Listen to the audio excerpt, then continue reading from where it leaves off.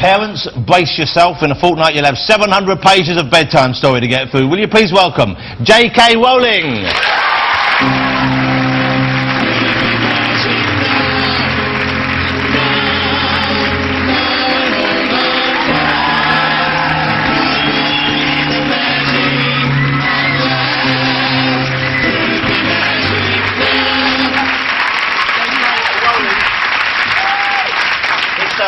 The J stands for Joanne, I believe, but Joe, but everyone calls you Joe. Yeah. And it's the K isn't actually your name, is it? No, it's my grandmother's name. They wanted a second initial, so I took Kathleen. And is that my middle name. To make it sound more highbrow? Blokey. Or more blokey? Yeah, they thought it was a book that the first book would appeal to boys.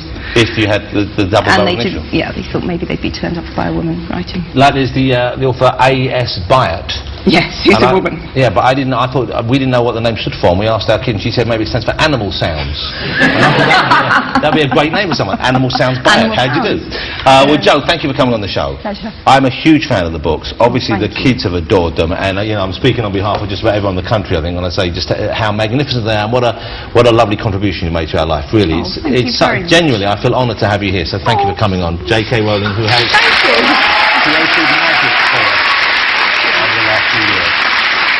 And also, I'm delighted you're here because I know you don't really give a lot of interviews. Not loads, no.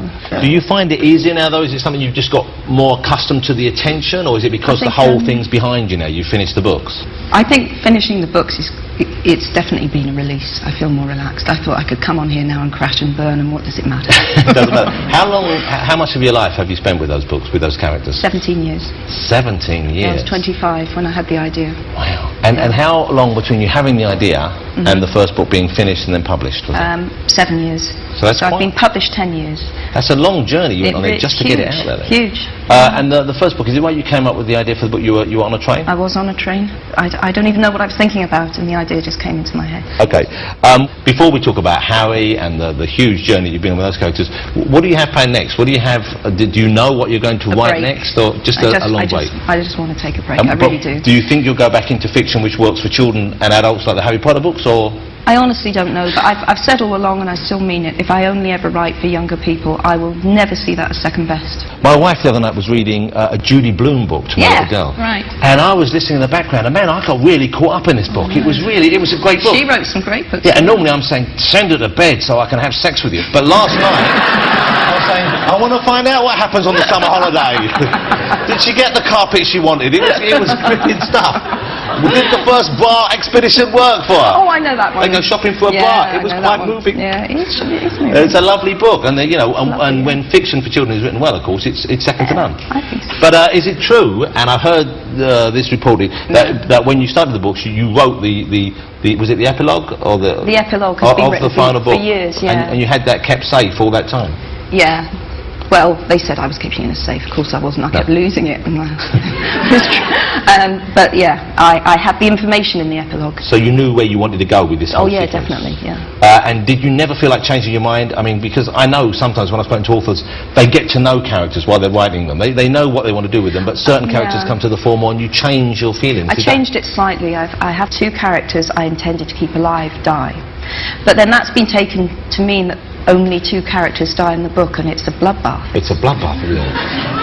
Well, no, it's not a bloodbath. It's more than 2. But you see, but there is a kind of a responsibility that comes with this, of course, because once children in particular, but adults as well, when they get hooked into characters, you don't want to see people dying, even though dramatically it might be more satisfying and it might be more true, and it helps you illustrate the evil of the bad characters. Yeah. I remember sort of saying earlier, when Cedric died, I was horrified. Well, upset. See, my husband didn't give a damn. Oh. He didn't like Cedric. Did he? He didn't like Cedric. No. Why not? Too posh? He got the girl. He was too smooth. Yeah. Well, he was quite glad to see him go, I think. But he was so decent at the end, Cedric. I thought that's why I liked him. He was very stiff. Because he was very sportsmanlike in a way that very few people are. I thought early on in the book I didn't care for him at all. I was quite happy for him to run over or something.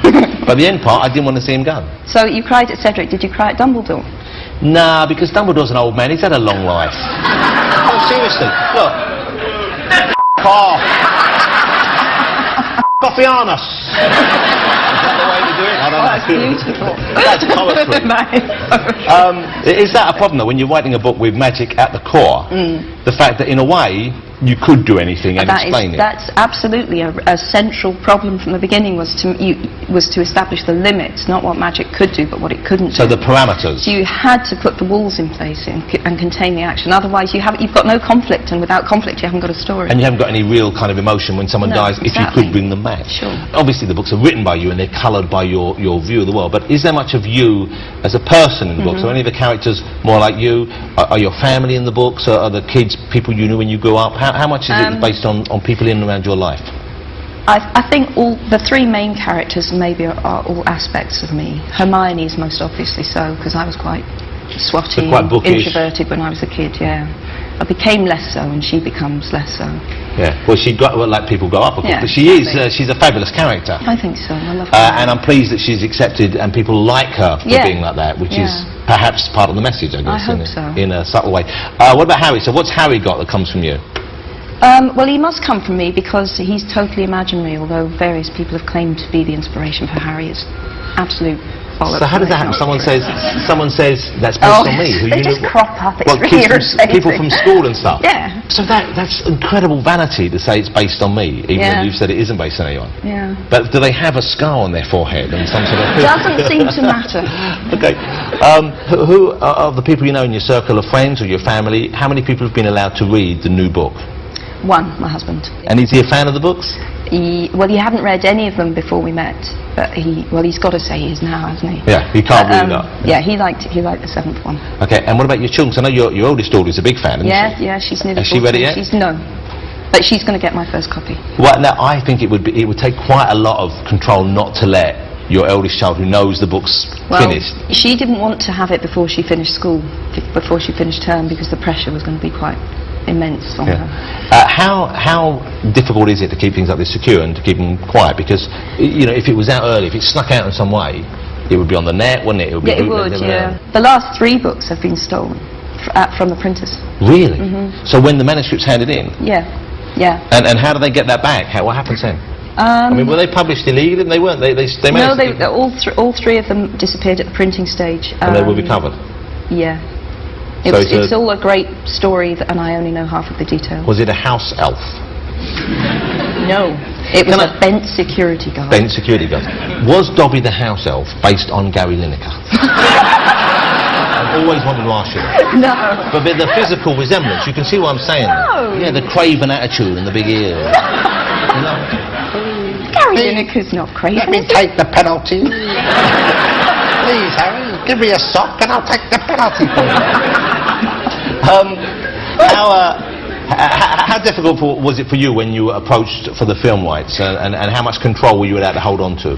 Well, I said no initially, because Warner Brothers weren't the only people who wanted to do it, so I said no to everyone. And then Warner's came back and said, well, they thought it was a money issue, so they said, would you like a little bit more money? And I said no, and my problem was I didn't want to give them control over the rest of the story.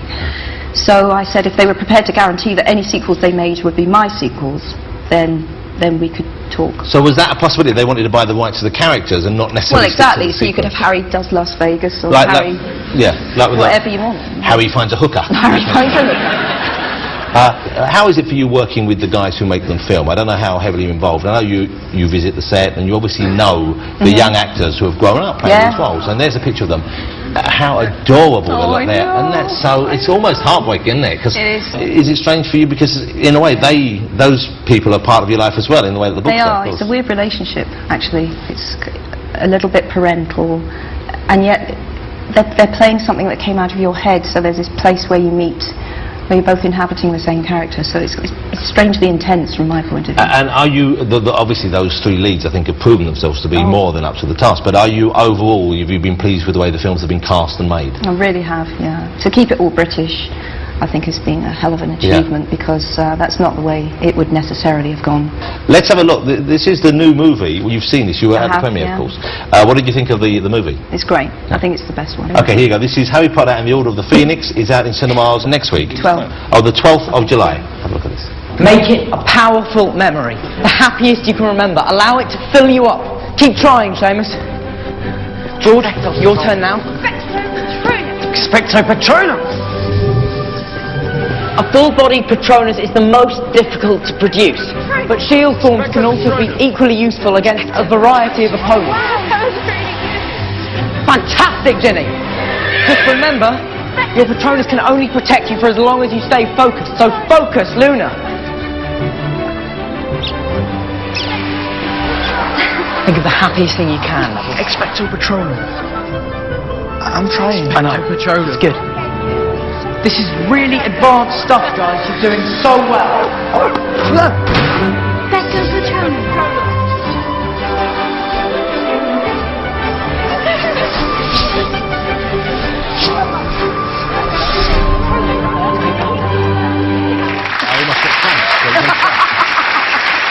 Doesn't that look great? I love those little things.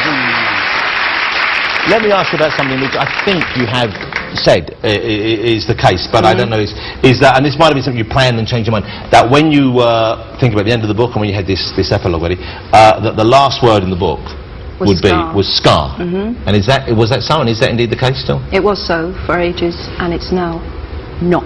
So it doesn't end with scar? No. Scar's quite near the end, but it's not the last word. Could I ask you what the last word is? No. Oh, Joe! I can't, no. You're such a literary tease. You're a lit tease, that's what you are. Scar, but this was Scar like the Scar, not like Scar like a message to you, Woody. Because I had a fantasy that Ron and Hermione would go to a specials gig and she would say, what the perfect end to our adventure, enjoying an evening of Scar. Master, the message, 10 commandments of man, given to I and I. That would have been brilliant. That would have been a good ending. Yeah. Not too late to change it, perhaps. Okay. How did it feel when you signed off on the book? It felt, I can't think of anyone who could know how that felt, because there aren't that many people who've written a 7-book series that's taken them 17 years, and actually finishing it was the most remarkable feeling I've ever had, and I couldn't have told you which was uppermost, euphoria or feeling devastated. Did you cry when you finished? I didn't cry when I finished, but there's a chapter towards the end that I absolutely howled. It was unbelievable. When I finished writing it, and it's been planned for so long, and finishing writing that was, I was in a hotel room on my own, and I grabbed this, you know, they have those pitiful half bottles of champagne. Well, I was sobbing my heart out, and I ripped open the minibar and downed that in one, and then just sat there, just a mess, and then went home covered in mascara, and that was really tough. And what excuse did you give for your appearance and look? You come back from visiting a local motel, drunk and in tears, and say, yeah, I wrote a particularly heavy chapter. Well, no one's going to believe that, Joe. Exactly. What a trusting husband you had. Would you, or do you intend to ever write any more Harry Potter? I think that Harry's story comes to quite a clear end in book 7. But I've always said that I wouldn't say never, but I can't say I'll never write another book about that world, just because I think, what do I know, in 10 years' time I might want to return to it, but I think it's unlikely. I'm going to show you a clip now, because I know you quite liked it, and one thing, obviously, Joe has done well out of the books. It's very rare that I'm the poorest man in any exchange these days, but certainly I feel like a veritable pauper sitting next to Joe here. But at the same time, what a lovely gesture when you wrote those books for Comic Relief, because there were millions there that you know, you could have written those books and kept for yourself, and you gave all that money out, and it weighs literally millions and millions of pounds went to Comic Relief, and so thank you for that. It was a wonderful thing to do, and we have a clip of that they repaid your kindness by taking the piss out of you on Comic Relief. Have a look at this, and this is Dawn French as Harry Potter, of course. You'll see who it is as Hagrid, and it's Jennifer Saunders as Joe. Look at this. Harry Potter and the Secret Chamber Pot of Azerbaijan. Harry Potter is back. It's 1 year later, and he learns the truth. You're a woman, Harry.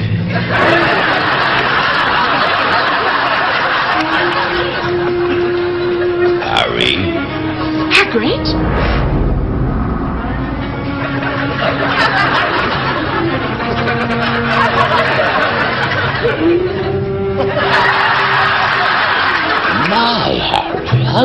grown.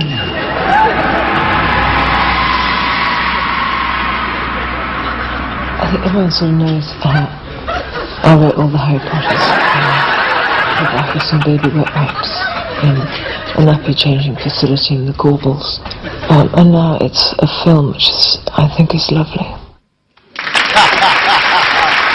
Well, you're a lot warmer and more personable in your face. And you know, I was saying how much it was 2 books you had. It was the kind of glossary and the other thing. Yeah. Those books raised £16 million for Comic Relief. That's incredible, isn't it? Thank you. I love it. Before we part company, and it has been an absolute joy talking to you. And for me too. I'm very excited because I love a theme park. Yeah. And Harry Potter is being turned, it's going to have its own kind of little world as part of the Universal theme park. That's right, yeah. Is this going to be the ones in Florida or Los Angeles? Florida. Florida. I would have thought so. They have more space there. Yeah. What's the plan? It's going to be a whole little. It's going to be a whole kind of Hogwarts area or a whole. It's going to be Hogsmeade and Hogwarts. Wow. So you can go. Yeah. And will you be able to go on the express at any stage? It'll be there. You can do all sorts of stuff. It's going to be brilliant. I can't wait. When will the theme park be open? I think it's 2010 or something. But you know what? Even though it sounds like an improbable time wait, time flies, and next thing you know, you're standing in a queue for 7 hours. I can take my kids. You'll be able to get straight to the Thunder I hope so. I should think so. Hey, congratulations on just a wonderful series of books. Thank you again for the Comic Relief contribution, and I can't wait for the new movie, but more importantly, the book, which is out. Is it July the 21st? 21st, yeah. July the 21st. Ladies and gentlemen, Jo Rowling. Thank you, Jo. Say much. That was great. Thank you, Jo. Thank you. Jo Rowling. Okay, my thanks to all my guests. Jo,